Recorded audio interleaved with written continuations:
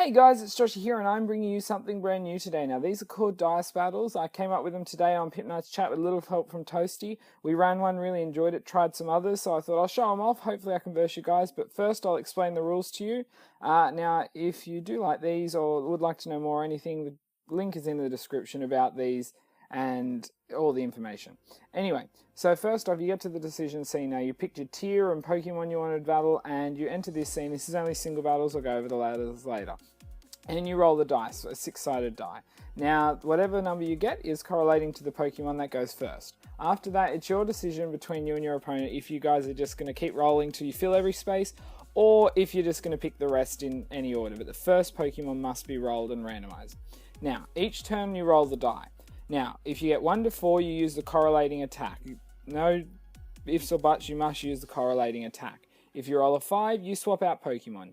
If you get a 5 and swap out Pokemon, you get to choose which Pokemon you send back in. But if your Pokemon does faint, you have to roll a die to get, until you get a Pokemon to send in, you don't get to choose. Now, if you roll a 6, well, if you roll a 6, you get to pick any move you want to use, and this includes Z moves and Mega Evolutions, which can only be used when rolling a 6. So 6 is what you want to aim for. Now quickly, what are some other clauses? Okay, first off, the last Pokemon clause. If you get down to 1 Pokemon left and roll a 5, instead of having to swap, the 5 counts as a 6. This includes everything Megas, Z moves, and everything. It's only on the last Pokemon. Next, Assault Vest clause. Now this is only if you're me or someone else who might use a Pokemon for a few different items, and a Pokemon might have a status move. It can't have a Assault Vest if it hasn't got 4 attacking moves. Next, the reoccurring recovery clause. Only 2 Pokemon may hold a combination of 2, either Black Sludge or Leftovers. No more than 2, or 1 of each, or 2 of 1 in one battle. Full move clause. All Pokemon must have full moves. That's it. If it does not, it may not compete, except for the Ditto clause, where Ditto may be entered only with the Imposter ability. If it doesn't have Imposter, unfortunately you can't bring Ditto to the battle. There is also a Shedinja clause, which we figured out, you'll see in a battle I'm uploading later. Shedinja can only be used in singles and doubles, cannot be used in free-for-all, multi, or royal battles. And we found this out, doubles and singles, at least there's more reasons and ways to be taken out. There are banned moves, that is all trapping moves, including binding moves like Bind, Wrap, Whirlpool, and so on. They cannot be used. Abilities that are also banned are Shadow Tag and Area Trap. These, as well as the same as the moves, are banned because then they stop you swapping out, so if someone rolls a 5, they can't do anything. Finally, the only other banned items, they're banned items, which are the choice items, because they prevent you from using more than one move. Now, these rules may get updated at times or anything, so do please check the link below if you want to check if anything's been added or updated. So we'll jump into the battle here. So this was against Toasty. We had done one little trial one before, which he quit because he was getting salty because one of my Pokemon was actually toxic stalling by complete accident, and it was really cool. So anyway, I get a Rapidash start against his Lion Turtle, which was really good, but then when I rolled the die, I actually got a 1, which is Wild Charge, which I was really worried about, but then he rolled a 5 and had to swap, and he brought in Relicanth thinking he blocked me, but luckily for me, I got a good roll for this. So we entered the second turn, and he actually rolled a 5 again. He was under no luck, so he's going to bring back in his Torterra, and I was like, oh, this could be interesting. I hope so. But I missed the Horn Drill. So I rolled again, and I actually got the same number. So I was like, oh, let's go. And I hit the Horn Drill. I thought, oh my gosh, that's 1 down. Thank goodness. Like, that was a decent start to this. And that's the thing, it all comes down to a bit of luck with all these rolls and everything and what you get. As I said, it's only really if you get a 6, what you're playing is what you're playing. Okay, so he brings in his honk honk titty grab, and I got a Flare Blitz roll, and I thought, this is not bad. I'm getting a bit lucky here. Like this, I hope it's not too whitewashy because I want a demonstration battle. And I get the burn. I'm like, wow, this random number generator's loving me. And he rolled a Haze. That was his 4th move, I believe. And yeah, it was, because I watched him again, and we both rolled the die, and I thought, oh, okay, I didn't get too bad of a move. I got a Wild Charge. Now, I do actually have 2 normal moves, the Horn Drill, and I also have Rage, so I was lucky not to get either of them. And he gets Haze again, and I'm like, wow. And it was just an unlucky start for him and a good start for me. So I'm like, okay, and I was hoping I didn't roll a 5 or anything. I actually rolled a 6 here, and I thought, awesome, I get to go for Flare Blitz again, and hopefully I can take this thing out. And I actually get the crit, and I'm not sure if it mattered, but it made sure that this thing was going down. So that's 2 down to the Rapidash at the start. I was like, this is good, but being like such a random dice battle with all these different options and things that can happen, you never know where it's going to go. So here I got the Wild Charge again, and I'm like, this game is loving me. And I am loving it. Okay, so he actually gets the Stealth Rocks here, which is a major play, actually, which could have completely changed the tide of this battle. So I was a bit unlucky there. But I went for the Flare Blitz again. And, oh, I didn't choose it, I got it. And so I thought, not going to do much, it walls me. And I get the burn again. I'm like, yes, thank you. Like, excuse me. This is really helping. And he rolled the Stealth Rocks again at this stage. He was so salty. You could just see the salt in the chat. And anyway, I got Horn Drill. I missed. He actually gets Head Smash this time, so he finally gets something worthwhile. And even though he's burnt, that's going to hit me really hard, and that's going to take out Hot Horse there. So, good start. You know, look, this Relicant's got virtually no HP left. And I've taken out another 2, so that's a really good start to the battle. So here I rolled and I got Lopunny to bring in. I thought that's not too bad. I got 3 attacking moves that should take it out. And I rolled a 1, which was my Ice Punch, which was really fine. And yeah, I take that out easy. So I'm like, okay, good. Half his team's down and I've only lost 1. But who knows what could happen. Anyway, so here comes in Derp Sparse. And I'm like, okay, well, not sure what's going to happen here. And I rolled a 5, which is a shame because I do have the high jump kick.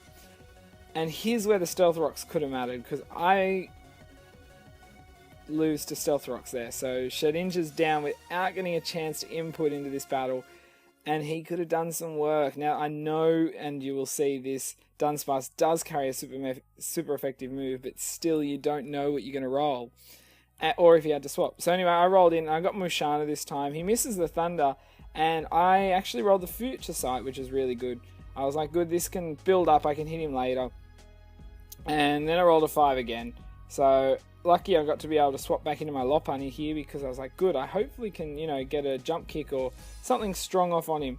And then he goes for the Calm Mind. I'm like, okay, yeah, I really want to hit this thing hard physically at this point, because I know, I think I've versed this thing before and it's actually a bit of a special defensive wall, but I need to, you know. And then I rolled a 2, which is my Switcheroo.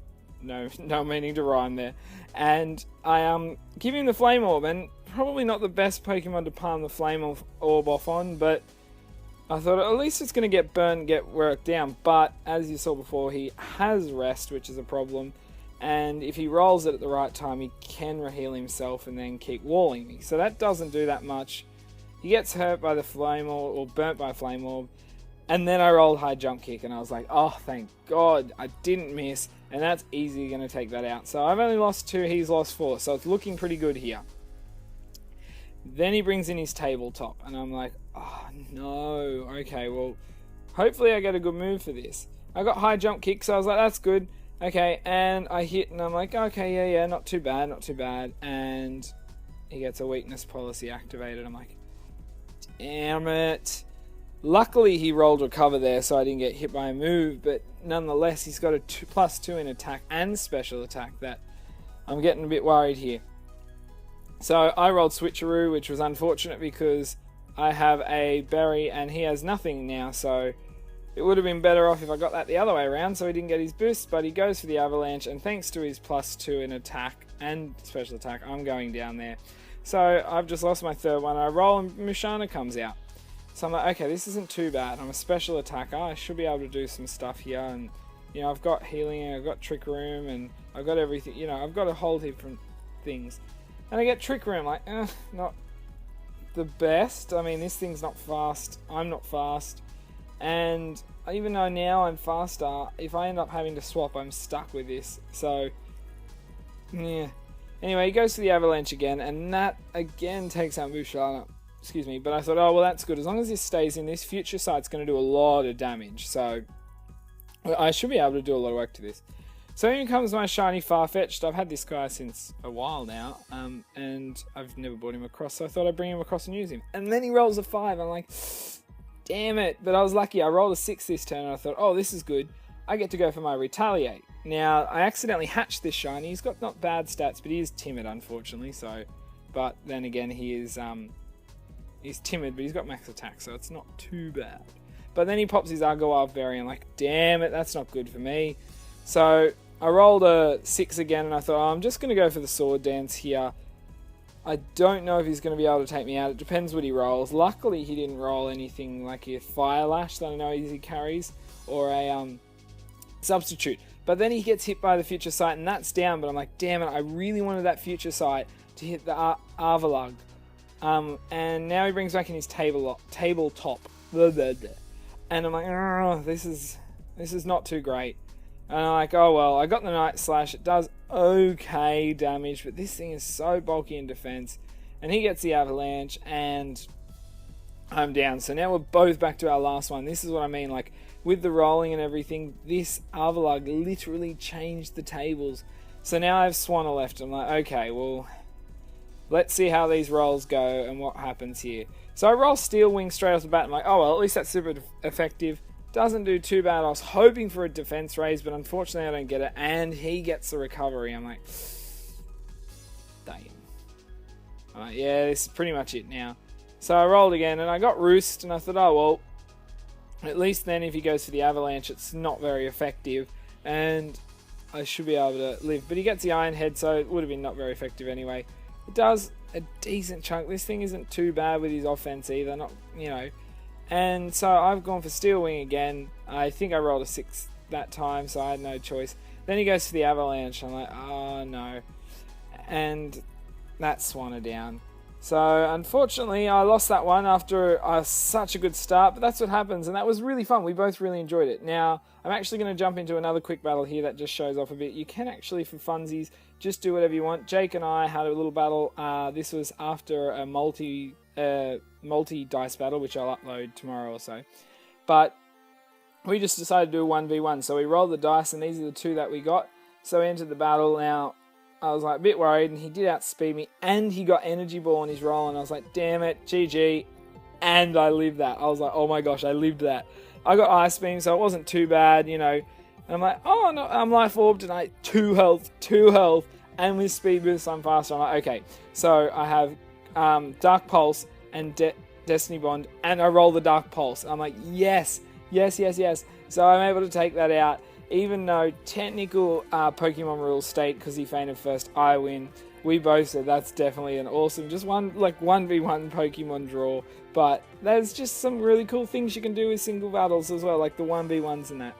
So anyway, guys, that's the first display of my dice battle. I am going to upload more because I really do enjoy doing this, and I thought it was a really cool concept I came up with.